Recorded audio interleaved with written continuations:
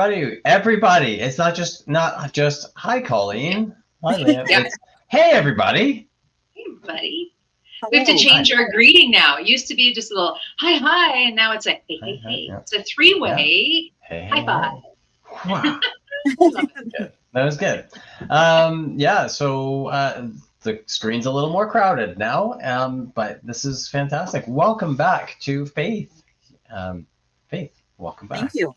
I'm back. It's been a long time since you've been on the airwaves, so we're happy to have you returning. Be back. Got some exciting stuff to go through. Today we are taking a closer look at Ultra LMS 3900118. This is June 2025, and we are specifically looking at one item in particular. And I guess we'll just jump right into it. And that is all. Oh, my mouse, get over there. We're talking about our top pick. It's actually, we're cheating a little bit, eh? We're combining our number 1 and number 2 pick. Creating and AI generating jumbled sentence questions in Blackboard Ultra. So with the new release, we can now create jumbled sentence questions. We'll talk a bit about what that means. That might be familiar to many faculty, but it is a new question type in Ultra, so we'll dive a little bit into that. But we'll also touch on the AI capabilities that are coming alongside that. So, jump in, I think. Yeah. Okay. Yeah, okay. Let's do it. Let's do it. So now with creating jumbled sentence questions, instructors can now create jumbled sentence questions for online tests, exams, quizzes. Any time that you would use a question, you can use when you can specify a question type, you can create a jumbled sentence. That allows you to present a paragraph with blanks for students to complete, but not like a fill in the blank, but you get the options, right? So it's basically, here are all of the options that could go there, which is a little bit better, I think, than fill in the blank as far as controlling the options that students can provide. But it does mean that you're presenting them with the right answer. They just need to be able to identify it. As you create those jumbled sentence questions, you can define distractors to challenge students. So some of the fully wrong options. You can add automated feedback for correct and incorrect answers. You can designate questions as extra credit. You can the accessibility features are still available as well. And you can give partial credit to students who get part of the question correct. Saved questions display variables in bold and underlined in purple for clarity, and instructors can also manually add feedback to student responses and use the edit regrade workflow during grading. It's an option in the question type when we are using the generate option. It's also in the main list if you're just creating one off. So we're going to do a demonstration about that today. And let's just, I think, take it right from beginning to end. This is creating one, to using one, to being a student, and all of that stuff. Okay, so let's do a demo. I've got my test environment ready to go, so let's do that here. I have a document in here. We'll create one. Let's go ahead and create a question. I'm going to go in. I have a document in here. It's the Guardians of Arcana. It's just a plot line that we've had AI actually generate a while back. And I've got a review quiz that I'm building over here. So let's open this one up. And we're going to add a new question. Let's click the plus icon here, and you can see down here we've got add jumbled sentence questions as an option. In here we've got the whole building canvas, so you can enter the question type here. So let's say the primary. This is not at all related to this plot line, but let's go ahead. The primary colors are, and now what you're going to do is enter in the answers in the square brackets. So I'm going to say And now I've already painted myself into a bit of a corner, and I'll explain this. Let's do red, oops, square bracket red, square bracket blue, and square bracket yellow. All right, so that would be my question, and it's trying to predict more questions here. So that might actually save me here from my problem. Is that when you use a anything like a fill in the blank or a jumbled sentence question where the answers could actually be in any order, you need to be aware like that will mark them wrong. So if they said blue, red, yellow, they would only get 2 out of the 3 points, or 2/3 of the marks. If they said blue, yellow, red, they get 0. Even though they're all right, they're in the wrong spot. So you do need to be careful whenever you're using something like this where the variables are interchangeable. That's not a great plan. So I'm actually inspired by what, I don't know if this is showing up on my screen very well, but it did try and predict the secondary colors are. So I'm going to use that and say green. You know what? Let's do it this way. Green, purple, and green, purple, and orange. A-N-G-E. And I'm going to change my first option. Instead of having blue, red, and yellow all be individuals, I'm going to take these brackets out. Oops. Red, blue, and yellow. Put that comma back there because I'm a stickler for it. And so now I have 2 options. Primary colors are red, blue, and yellow. My secondary colors are green, purple, and orange. And so those are the 2 options that would present. And I'm just going to click save.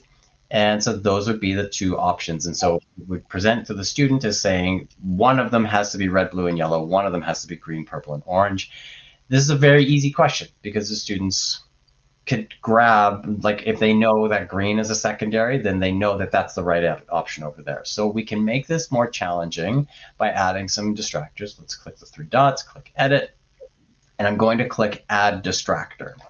Now I get to create a whole bunch of other options that could be presented to the students and are going to be wrong. So let's mix them up and say red, green, and yellow, which is incorrect for either of those options, W.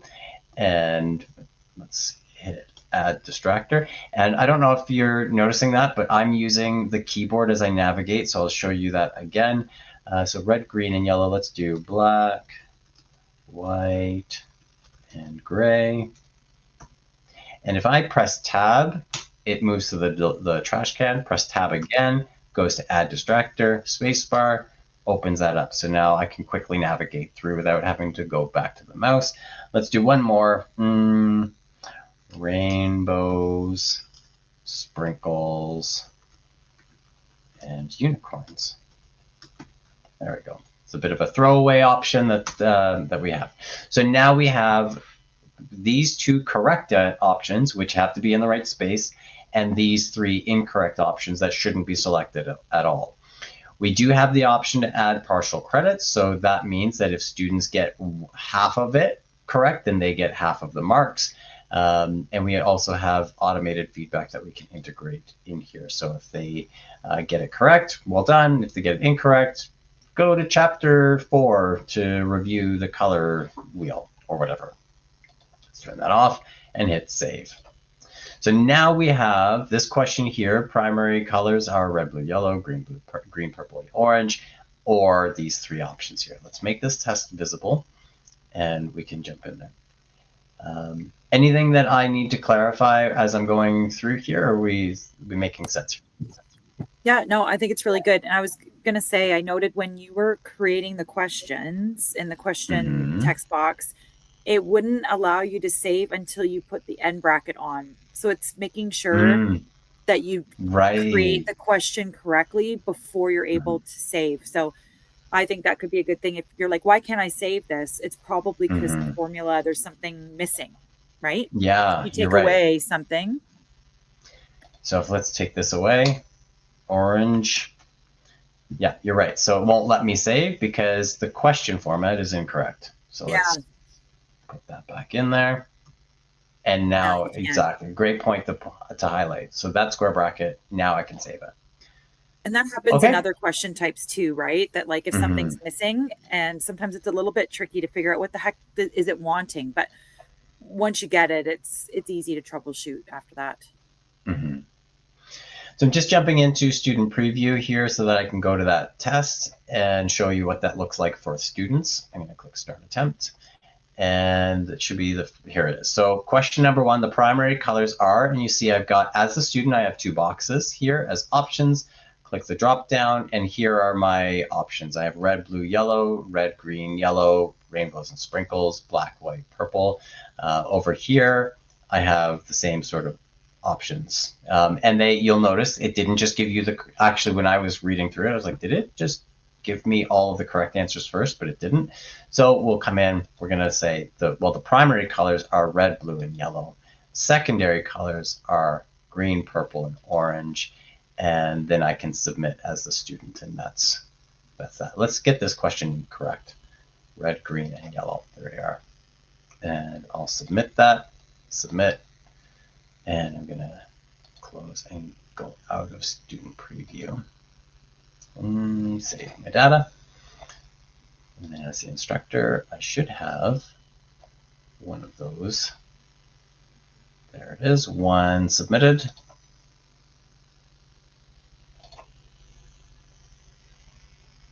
And you can see there's the jumbled sentence question right here. It allowed partial credit when I left that setting, so it gave me 0.5 out of 1. The first answer I got correct. The second answer I was incorrect. And you can see here, the answer for blank 1 is red, blue, yellow. The answer for blank 2 is green, purple, orange, but that's not what they selected. So, so yeah, that is the whole cycle of creating your own jumbled sentence questions. So let's get out of there. Since we've, well, I've got your attention and we're only 12 minutes in, let's talk about how we can do that with AI now. It's the same idea. I'm actually going to need to delete that student submission so that I can edit that. Oh, no, I'll just go into student preview and exit again. Start, exit, discard.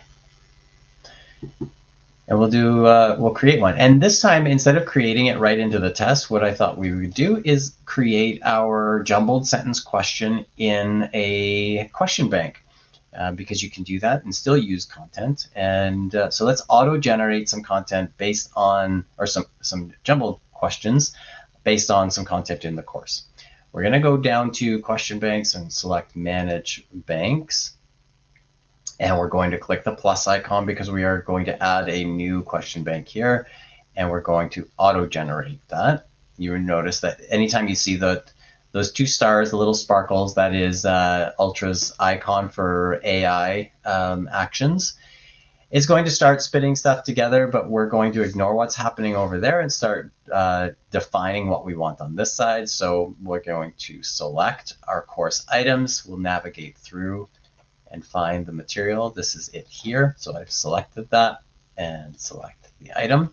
So now I've selected material. I'm going to save us some time and just highlight that you can define things over on this side. You can say, I want this many distractors for every question. I've even tried, maybe I'll do that. No, I won't. I've even tried saying, like, I want all of the distractors to start with the same letter to make it even more challenging. Or we could probably even say, I want them all to be scientific terms or psychology concepts. Let's actually try that. Let's say, and we're going to push it to its limits right from the get-go here and see how this goes. So let's say each question should have, let's say, 6 incorrect distractors, and all questions should be related to psychology terms.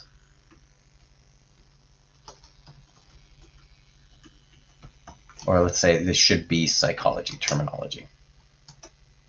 That makes sense. It's a good idea, just as you write your prompt, just to read it back to make sure that you're speaking, because you are trying to give explicit instructions to a computer. So each question should have 6 incorrect distractors, and all questions should be psychology terms. One thing that I've also noticed is if you don't give it, and you'll see this here, it's given us a couple. Oh, these are blanks. Let's see if it's given us any. No, it didn't. But it will only give you one jumbled point. It's not multiple by default. So let's say each question should have 2 blanks in each statement. Okay, let's try that. So we've given it some definition. We've selected some material. We're going to go into question type, and we're going to focus in on jumbled sentences, but you see that there's just a whole bunch of options. Using jumbled sentences, I'm going to increase this. You can go all the way to 20, but let's just go to 10 for today and click generate and see what we get. This did work well with colors, with the first letters. So now kind of defining it even closer to say, I want psychology terminology. This is going to be pioneering. We're adventuring together. Okay. So the Dark Warlord Valen represents tyranny, standing as a formidable foe against the Free Union. And you can see the distractor here are hope, honesty, alliance, justice, compassion, freedom. I guess, is that psychology terminology? I put it on the periphery, maybe. They're feelings, but no, like forces, shadows, avatars. I don't know. Maybe they are. Psychology is, maybe that's a bad example, because a lot of these sort of values could be, what about theory? What if we change this to theory and see, and then we can know if this is actually working the way we want it to? It definitely picked up on your two blanks, right? All of them have 2 blanks. Yes, it did. So that part worked. It's struggling a bit with the context or... Yeah, and it gave us the 6 distractors, right? So here are the 2 correct answers. Here are all the incorrect answers. So I've just changed it now. All of the distract and all questions should, and all distractors, we'll say. Oh, you know what? Like I'm going to give it the benefit of the doubt here. Yeah, I had written all questions should be psychological theory or whatever. And Lyra is not just a leader; she's determined and capable in their fight for freedom. I think that there is some merit to this being a psychology-based question. So let's see now. All the distractors should be psychological theories. Is that how I want to say this? Let's try that and generate. And every time I do this, I'm reminded of the scene in The Hobbit. I'm going on an adventure. Oh, look at this. Oh, look at this. Now I'm impressed.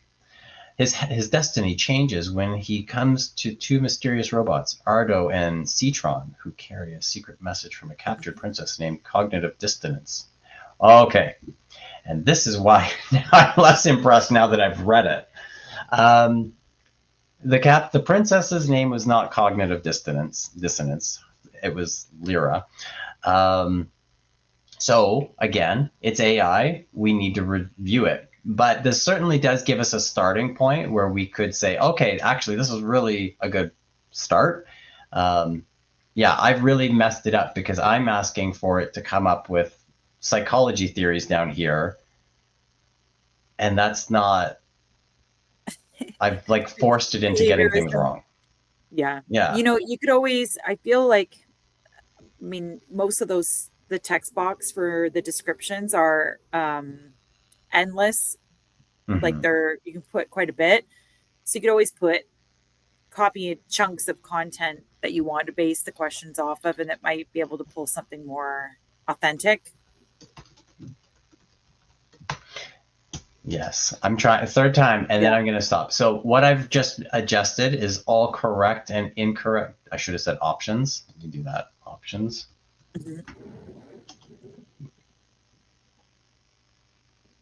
The interactions between.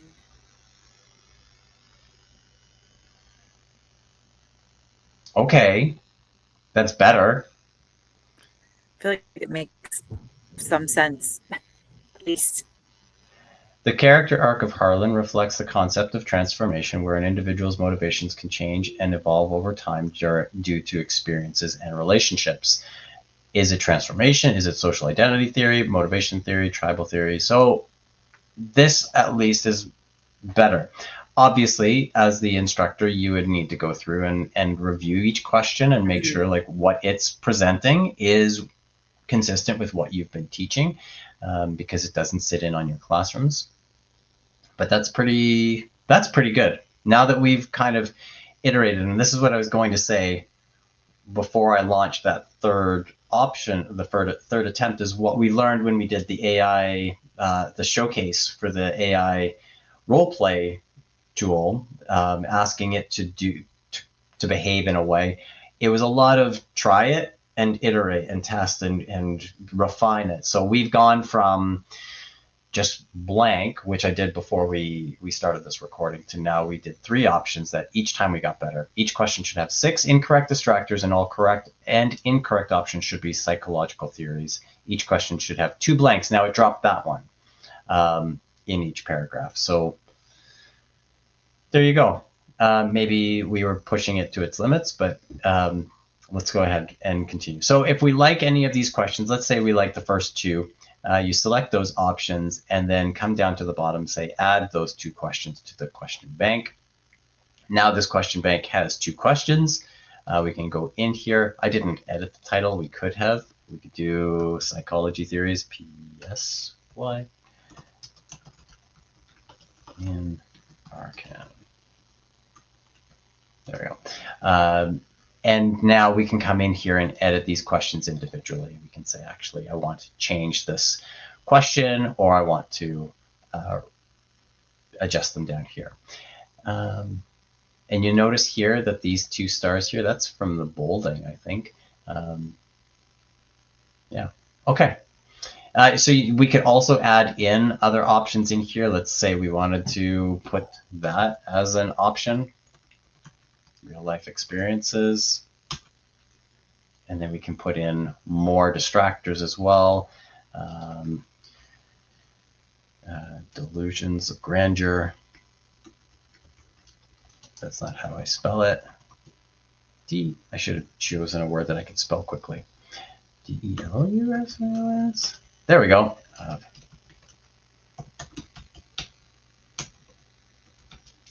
That's not it either. EUR. There we go. Tab. And so now there's another option that I would throw in there to mix up because of the real life theory. Now, obviously, with this option, they're going to see all of these. With this option, they're going to see all of these. So keep that in mind. Okay, that's how to edit it. And then these questions are here sitting in a question bank, ready to be used in a question pool or as individual questions in your tests. Oh, it's a lot. Boy. I think anything else that we want to show off here, Faith, Colleen, before we wrap up the demonstration? No, I think that was really thorough with the AI. You know, it really is hit and miss sometimes as we kind of learn the best ways to prompt these things. But I think remembering too, that text box for descriptions is endless. So you could really go concise prompts, or you could say, consider this content and create. You know, there's a lot that can be done with the AI question types. So it's cool to see the jumbo ones. I think students will like using those. Yeah, I think so too. And like we said, I don't know if we said this in this video or in the Fave 5 and 5, but there's a close relationship between fill in the blanks and jumbled sentence questions. Jumbled sentences support the students a little bit more, right? All of the the correct answer is there. They just need to be able to identify it, whereas a fill in the blank is much more open. And there's less chance, I think, for hiccups coming up. Like if you were to compare jumble with fill in the blank, as an instructor, sometimes students are like almost right? Like they spell it wrong, or and you know that what they mean. This, it's like it's spelt out. They're identifying it and selecting it, so it could be a little less maintenance for faculty too. Yeah, you're right. The classic example that I use for one of the perils of fill in the blanks is like measuring sound, which was a question on a quiz that I had with my students a while back, where it was like, how is sound measured? And the correct answer that I was expecting was decibels, DECIBELS. And what I ended up getting back, I got decibels, I got dB, which is also correct. That's the short form for it. I got decibels bracket dB, and I got dB bracket decibels. So there are 4 different correct ways that answer could have been presented. Had jumbled questions been available then, I could have said, here's how is sound measured? Is it in decibels, megahertz, milliliters? And I could have given a whole bunch of distractors of different options, and the students need to know decibels is the correct one. So absolutely, and that even then would only need 1 blank. It wouldn't need a whole bunch. So don't feel like jumbled sentences need to be a whole bunch of blanks. It can still work as one with enough distractors. Yeah, great. Well, I think that's it for our demo. If you found this helpful, if you've enjoyed today's video, please remember to like our video, comment, let us know if you have another good example of how to use it or questions. Share this video with your friends and coworkers, and don't forget to subscribe so that you can keep up to date with us. That's all. If you are here at Georgian College, we have our drop-in sessions Tuesday and Friday mornings at 10:30 a.m. and you can find the link for that session in your Blackboard calendar. That's all for today. Thanks. Good to have you back, Faith. Thanks for returning. Yeah, so that's all for today, folks. I hope you have a wonderful, wonderful day.